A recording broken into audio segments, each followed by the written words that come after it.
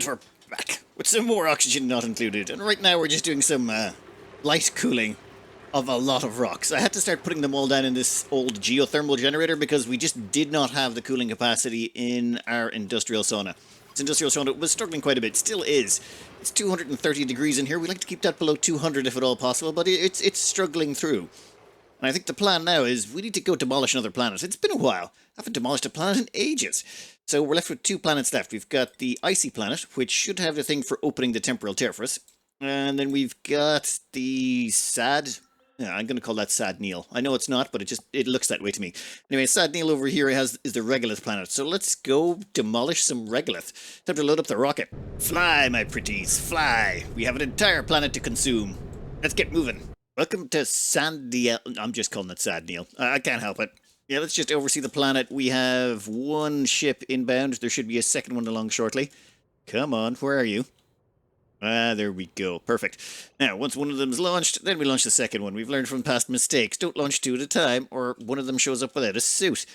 Okay, done. What we need here is... Ooh, actually, let's get a nice little flat spot to have the rocket land in. And you can immediately start deconstructing that. Okay, Sad Neil can immediately start... Not Sad Neil, sorry. Uzo. Uzo can immediately start deconstructing these capsules. We'll stick down a rocket launch landing pad, and then we'll get everyone down to start demolishing this planet. I love the way Grumpy Bear always tries to preemptively take the construction tasks, and it's like, no, it's supposed to be Uzo. That's the whole reason we sent Uzo down. They have such a high construction skill, they can do this super fast. Anyway, once that's done, we'll dig ourselves up. Ooh, there's some oxygen in there. Why? Oh. Yeah, there's the whole area over there with artifacts. We'll look into that in a minute once the save finishes. What? Why are you trying to sleep? I double-checked your schedule before I sent you down. Grumpy Bear and Uzo... Oh, wait, never mind. Yep, sent you down at the entirely wrong time. We'll wait until your sleep is over, and then we'll get you out of the way of the rocket that's about to land. Perfect. Land here. Everyone can get a little bit toasty, but I don't care. You're wearing suits. You'll be grand. Then we'll build ourselves a ladder system up. Oh! Shovels. Perfect. Forgotten I had a bunch here. We should probably grab their eggs when we're leaving. The plan, simplicity itself. Wall in the top of the map, consume all of the resources, dump all those resources inside a rocket. Well, except for maybe the ice. I don't think we want the ice. Yeah, that ice is too much of a pain. Well, that's crushed ice. I don't think I've seen crushed ice before in any of my playthroughs. Huh. I thought that was just one of those things they had in one of the menus somewhere and you never actually saw it. Okay.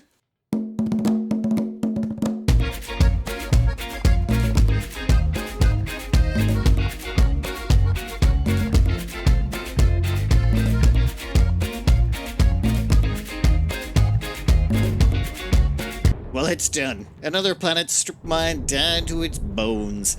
We've gotten pretty good at squishing all the debris up, building a big column and dumping it all into one spot. Look at that.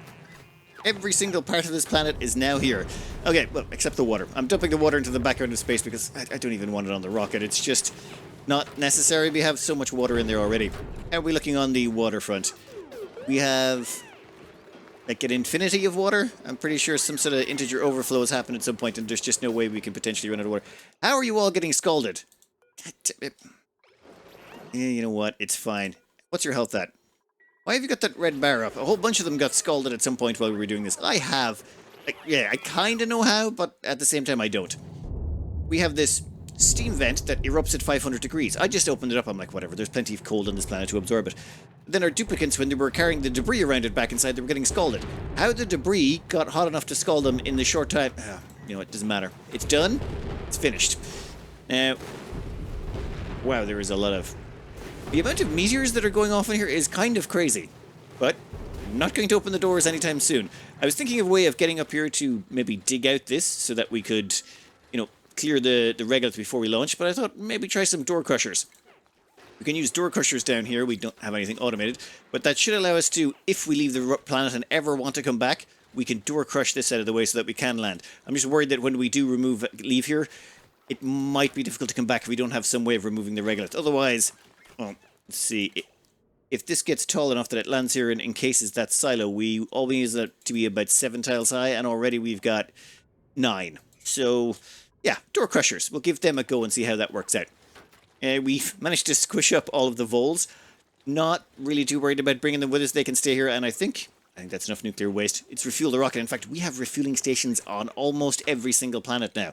There's just refueling stations pretty much everywhere you go. So just say you fly over to here and you want to go all the way to the edge of the map, you can stop. There's a quick refueling station right there. Top up your rocket and on your way you go again. On our home planet, though, there is a little project I would like to take care of, and that is making a little mining rocket.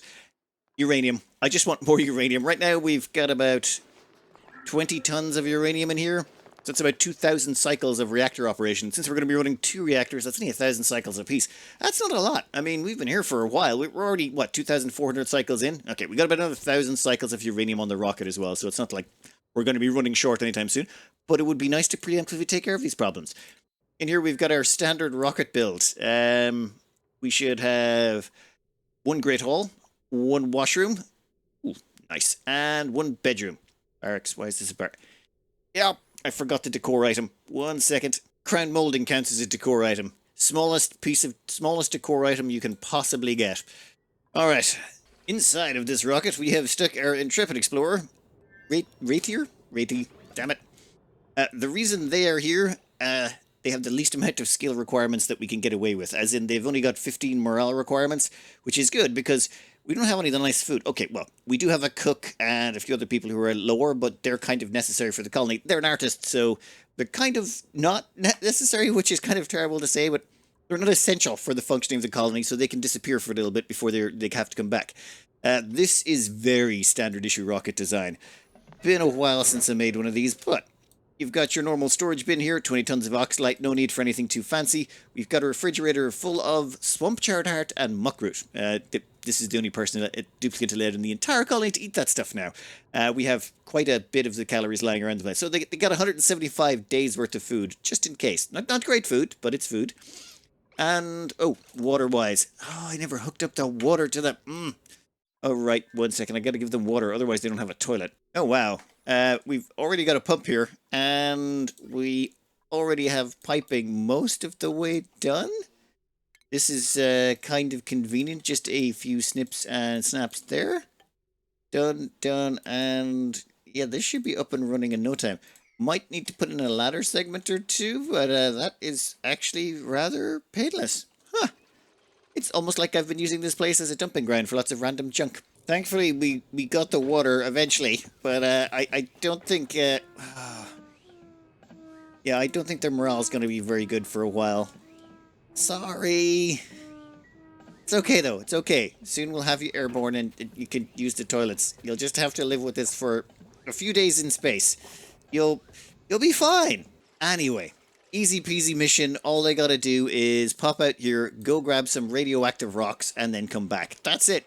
All they gotta do. This is Tugler round trip. Yep.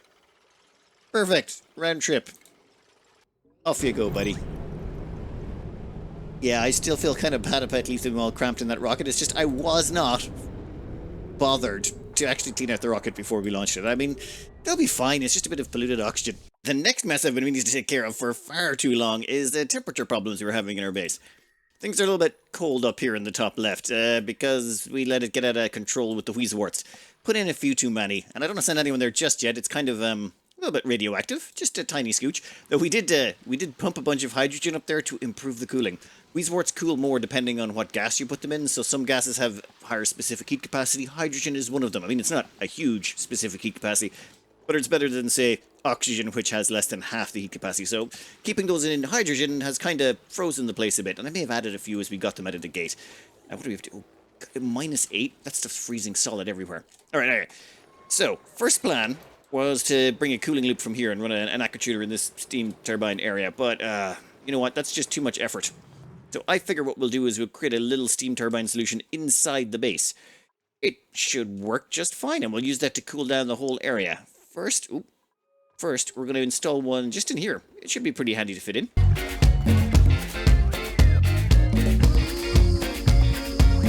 While we're waiting for this to fill up with water, we could use 2 layers, but let's keep it nice and clean. It's inside the base. We're just going to use one type of water and fill that up all the way till it forces all the gases out. We're going to bring home the people from Sad Neil here. The place is... it's done. It is strip mine clean. And we even used a neural vacillator that was here, but we'll leave it there just in case we ever need it. Well, unlikely, but let's see how our little door crushers work. set up a tiny bit of automation here, and hopefully it should be able to crush this stuff. Oh, yeah, I just realized it's going to take about half a day for this to open. All right, we'll come back in a bit once the bunker doors are ready to go. Right, now this is what I was worried about for the landing. Okay, can we still launch? I think we can. Your launch path. Okay, begin launch sequence. Go for it. And the door crushers seem to be doing their job. Perfect. Oh. Damn it. Well, that was mildly unfortunate. How did that happen? I made it out of... Oh, I should have made it out of tungsten.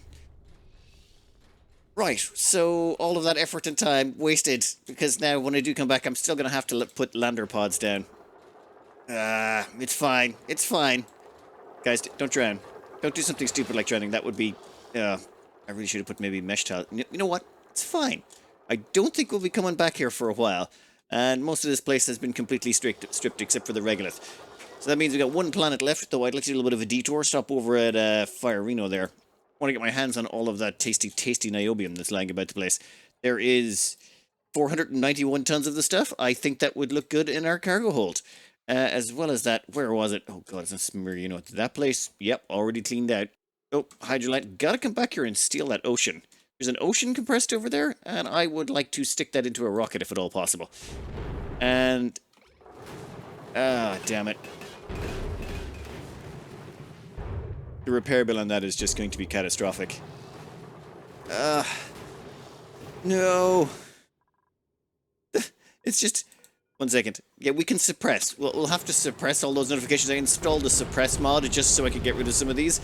So long as the game doesn't crash, they should all remain suppressed permanently. This is just finished. We've squished out all the gases. That means we can seal this up for good. And this ugly looking thing over here is basically a vacuum seal. So if we look at the gas overlays, there's nothing in there, so no heat can get from out here to in there. And we got a bunch of joint plates intersecting. This allows us to bring the power from outside into the aquatuner and the steam turbine without having any heat transfer. I mean, not that it matters considering we've got airflow tiles right above it, but there was insulated tiles there, so we might as well stick with the theme. Anyway, this means we're going to have to fill this loop, though. We have this going all the way around. I'm not sure if I want to put the tank before or after the actual aquatuner, and oh my god, I forgot to put in the automation again, didn't I? Since we're temperature regulating the entire base, I figured we'll have a temperature stabilizing tank before and after it. Let's see how well that works. I would like to see just how fine of a level of control we can get on something this large. We want supercoolant. And we're going to want a lot of it. We're going to want to probably fill one tank, and then half that out between the two of them to see which one works out. We're going to fill the loop with supercoolant using a couple of bottle emptiers. It's fairly straightforward, but I'm going to cut off the loop here.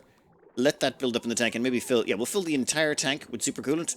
Then we'll sort of turn the thing on and try and load balance it between them so each of the tanks have half the supercoolant in them. It should give us a very stable temperature for evening out the temperatures before and after it goes to the aquatuner. After a little bit of stop-starting and judicious pipe slicing, we've got about an equal amount in each tank. I figured that should be fine. Now we can turn this on for, say, 23. If the temperature above is 23, activate the aquatuner, then the blobs will come down here. Nicely chilled, but then when they hit this, their temperature gets smeared out. Then it has to go through the water, try and drag its temperature down to 22 degrees, then it goes into this tank and its temperature gets smeared out, and it should, in theory, end up with a very stable temperature after a while. Now, all we have to do is, well, spread that chill from down here throughout the entire base. I think this was one of my first earliest cooling designs, was using the water tank in my base as sort of the heatsink or the stabilizer, and then running the cooling all throughout the base from that. And that's exactly what we're going to do here. Oh, though I would prefer to wait until we had niobium pipes. Where is our... Ah, yes. Our dupe should be over here quickly collecting up all of that niobium. Oh, 318 tons. Okay, they'll be back in a minute. Let's just give them a second. They've had a busy week. That's a delicious 400 tons of shiny new metal for us. And now we're going to go on another quick side quest before we go home. Basically, we want to head over to the swampy, smelly planet that has the tree on it. We want to bring back a whole bunch of this because, well, we could use this resin for some stuff. Oh, and what have we got on the mini-pod today? Glass, whatever. Recon here is looking pretty good. We've still got 642,000 calories worth of paku fillet, and I'm assuming there's more. Yep, there's always just constantly more on the way getting freshly refrigerated, and it's deep frozen, so we should. Yep, this has worked out surprisingly well. I've been checking the numbers on the fish. There's been a few losses. We're down to 59 there, 64. Like, it is, they are slowly bleeding out. I don't think it's, maybe it's the temperature? No? We're keeping the temperatures down. Oh, 23, 24. As long as we keep it below 25, we shouldn't have any more deaths. But I did have to turn down the temperature over here a while back, so maybe something had. Maybe I should have done that sooner rather than later. Anyway, we have 38.5 tons of resin. And this stuff makes me hella nervous. You see, this thing freezes at about 20 C-ish, give or take. So we've got about 3 to 5 degrees of leeway where if this defrosts inside our rocket will cause a massive explosion of resin. Let's live dangerously. So we can deconstruct. We've also got a couple of bottles here. The bottles are fine because we don't have to worry about those exploding into a massive pool of resin. And I think we might put some insulated tiles here. Just to, well, I don't want to be freezing this stuff continuously. I mean, it's funny, but I would prefer to flood the map because that's funnier. We'll just move all the stuff about, put down some insulated tiles, start pumping that liquid up into the liquid reservoirs again. Yeah, perfect. And we've also got a few manual move commands to move all of that organic resin inside. And we're going to put on this tile. There's no, this is all in a vacuum, so it shouldn't exchange heat with anything. I mean, we've got stuff there that's 100 degrees, we've got stuff there that's 18, we've got stuff that's 14 degrees, so none of them should exchange any temperature, but any stuff they drop in here might be problematic. No, and we'll probably do a bit of a sweep while we're hanging around. I mean, some of the duplicants can't get out of the rocket, so they might as well sweep up the stuff that is lying around. Oh, and look, little pips. They've all turned into, well, some of them have turned into cuddle pips. I was kind of hoping that would happen. Oh, and why is that set to sweep? No, leave that right there. We want all the cuddle pips in that location. That'll keep the duplicants happy. We've also got 30.3 tons of eggshells. Or, should I say, once we convert that up very slowly, it'll be 30 tons of lime for even more steel. That we don't really need, but we're taking it with us. We're taking everything we can with us. Oh, we should probably break in here as well. Yeah, give me a second. Let's buy ourselves a little bit of time by walling that in, but I think we're going to have to break in here and remove all of this igneous rock, or at least start the process of cooling it down more thoroughly. We can come in here. Yeah, this is all a vacuum. Break in here, and then we're just going to core this entire section out. Well, once we've put the resin away, we'll core out this entire area, and then put all the igneous rock, obsidian, all that stuff. We'll dump it over into the cold room, or into this room, and just chill it all down.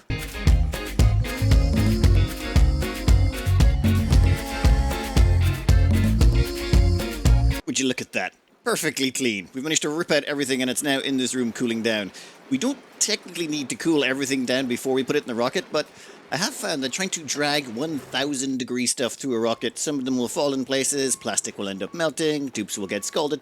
Best to cool that down below the, the 200 degree mark at least before you start trucking it around the place. So this we'll have to come back and pick up later, but that's okay. We have to do the same thing with Fire Reno. See, over on Fire Reno, we had a bunch of rocks I left to cool down here, but I had stopped this at 200 degrees. I'm like, no, you know what? Let's come back and finish that off. We're going to let this go all the way down to about 150. We could probably drag that into the rocket now, but we've got a little time, and there's only two steam turbines, so it's probably going to take them a while. So we'll let them keep running in the background. And we have a few things we need to do. One, we need to bring the team home, and we need to get this cooling loop installed. With the whole crew back home, the first thing we want to do is, well, take all that resin out. I really don't want that stuff exploding in there at any point. We'll bring the resin down here, and we'll dump it for safety. Now, normally you get that resin, you turn it into liquid, and you immediately boil it to get yourself your brack wax, or whatever the hell it's called. However, the problem with the brack wax is it melts about 160 degrees, and our steam room is a little bit over the recommended temperature, which means we'd end up, well, destroying the brack wax. So let's just wait until the temperature in here drops a bit more. Might take 100 cycles or so, but we can store the stuff up in here. Actually, why don't we just empty that stuff right there? That should help spread out the temperature. What I've done is I've chucked the whole thing on top of our steam turbines, which are running a bit warm, and the heat from that should heat up the resin and cause it to melt. Oop. There we go. That should help spread out some temperature. Yeah, that might actually be clean. How? How does it look like that? That makes... Please tell me that's falling or doing something. That is bizarrely pretty. And somehow still... Oh no, it's slowly going down, but... Huh. Oh wow. It's causing pressure damage to the tile above it because it falls so slowly. That is, resin. It seems to flow a little bit weird. How? Well, you're not getting anywhere, buddy. We'll mop up the remainders here and bring it all back down in a bit. Yeah, we'll check back in on that in a while. Once they've finished carting all of that stuff over here, we will get around to finishing off the cooling solution and ripping out those Wheezeworts that are, radiating the top of the map. First up, a quick checkup on our cooling solution we installed. 22 degrees is what we set it to in the end, and the water down here is 22.3, 22.4, 22.8. It's pretty solid. 21.7, 21.2. Yeah, oh yeah, it's going to overcompensate a bit before it pulls back, so we just have to be aware we're probably going to go a degree under on the coolant, but so long as the pipes are, well, niobium, it seems to be a little bit over. Right, I am more than happy with that. Let's see about putting piping all throughout the base. You just want to run a cooling loop all throughout the base, and then have it run through the water tank, and that should smear all of the temperature just throughout the entire base and keep everything stable. This might take a minute. Got to make sure we avoid a bunch of stuff as well. You see, there's natural tiles still left here, especially for the trees. Some of the natural tiles can go, but I think we can arrange something here pretty handily. That looks beautiful. That is all niobium piping, all the way throughout the base. Ooh. Now, we've stuck it through all of the plastic tiles. I know plastic's not great at conducting heat, but putting it through the air, well, it's got a little bit of a negative to decor, which is not the worst thing in the world, but it is a minor inconvenience. And putting it through the tiles, it'll chill down the tiles should chill down the surrounding atmosphere. They got far more mass in them. So, let's fill it up. I'm thinking super coolant is the way to go. Give me a quick liquid bridge. Yep, right about there should be fine. Then we'll put down a couple of bottle emptiers and just, well, let it rip. And away we go! Right, that's going to go that direction all the way around, and then it's slowly going to start dragging down the temperature. Let's maybe have a quick check of the temperature overlay and time-lapse this a bit. You can see this here, it's this light green colour that's all perfectly, nicely temperature controlled. We want that colour throughout the entire base. Well, the kitchens are always going to be a bit warm, but everywhere else we want to be roughly the same colour as that water tank, so that needs to stabilise and you know what, we won't cut off the cooling just yet. We'll just smear everything out, and then we'll cut off the cooling once we're sure this is functional. So far, this stuff is going in at 38, coming out the other side around 23, 24-ish. So it is working. Well, okay. We'll stop eyeballing the supercoolant and just eyeball the temperatures. Ooh, it's been a long time since I've seen this message. I have added a new entry to my log cycle. 2500. Perhaps it would be better to shut off my higher thought processes and simply leave the systems necessary to run the colony to their own devices. I think the storyline of this is you're basically an AI type thing, but you're made up of the personalities of the people that made the whole colony. So you're, probably a little bit crazy at this point, and you'd prefer not to be conscious, so you're just going to figure out how to make the colony run itself and then shut down your higher thought processes so you don't have to deal with the horror of the death of Earth. Just nice, happy, fun things while the Duplicants do their just lovely lives. Yeah, how's temperature looking? It's still working on it. That is looking better. It's not perfect down here yet, but the loop isn't even completely full. Look at that. Soon, though. This is, okay, definitely not helping our frames per second either, but a giant, massive cooling loop full of liquid is probably not a good idea if you want to keep your frames going, but we weren't really concerned about that. We were more concerned about making a nice, sustainable base. Once all the Duplicants leave, you want to make sure this place, if a new Duplicant spawned, they could leave quite happily, but they'd have access to almost no resources because everything's gone. It'll be interesting to see what it would be like with no resources left. If you strip mine everything, I mean, true, you could cannibalize all the parts that are left around the map to do stuff, but what would you do if you spawned in on a map? You had all the tech, a whole bunch of resources set up, or a whole bunch of things set up, but the map's gone. There's no igneous rock lying around the place. There's no sulfur, no copper, no nothing. All the major resources are just gone, and you can only survive on, I suppose whatever you refine from volcanoes or refine from space. I suppose you could make fossil from... there's ways around it, but I'm not going to worry about that. What we're here to do is finish off our cooling loop, cool our base down, and, repipe all this oxygen. See, the oxygen goes all the way up here, goes around through this freezing cold area, and then comes all the way back down again, and then goes into the base. And we have it going by here. This here is water save and the desalinator, which is desalinating the salt water over here that comes in at 90 degrees, which usually makes this place pretty hot. But putting by freezing oxygen, this is where all the radiant pipes go, this completely defrosts the whole thing. It just means it never overheats. However, well, since the oxygen has now gotten so cold because we've sort of let it run too far, we kind of have to rip all of this out. Now, I think there's a way to do that. Give me 1 second. You see, what we've done is we've sort of put in a bunch of pipes here. We should be able to reroute all of these pipes all at once using just the snips tools and deconstructing a couple of things over here. We want to get rid of this gas bridge, and probably this one. Yeah, you know what? We'll get over to all three of them. This should allow us to do it. Ooh, actually should have kept the last one. Nope, you know what? Don't care. That's one down. You can actually continue on for now. We'll just keep the oxygen flowing. 2 down. One last one. Oop. Perfect. All right. So, here is the plan.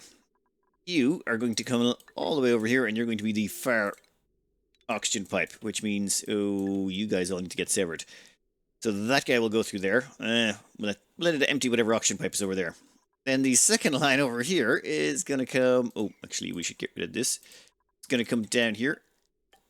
Straight through these sections. Yeah, we'll sever that off, all the way through here. Yeah, I wouldn't be blaming you if I didn't follow you, if you're not following this entirely. It's just, I spent a while trying to figure this out and prep it all.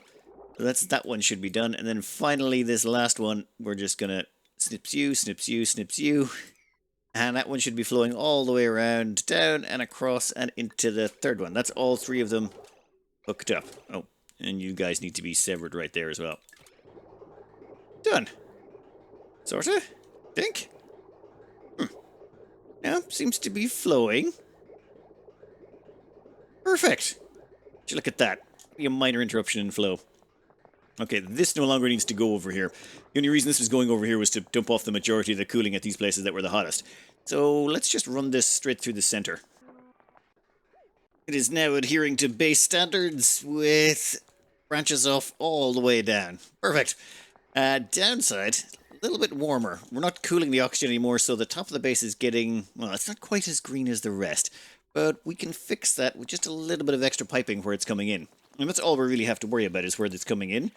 After that, once it gets any past that point, we should be golden. So there's something like this. Actually, make it even a little bit longer. There, we'll build that in, hook it up to this thing. In fact, yeah, we can sever those there and just plug it into the other stuff. Done. Once we've got those built in, we should be able to like drain the heat out of those fairly quickly. In fact, a good idea might be to even use radiant gas pipes to make sure we drain out as much as possible, as quick as possible. That might actually be a smarter plan. So after chucking in a few extra radiant pipes, completely unnecessary and overkill, and a few more radiant gas pipes, we've got the chill, nice and spread. This whole base is now that glowy green color we were looking for.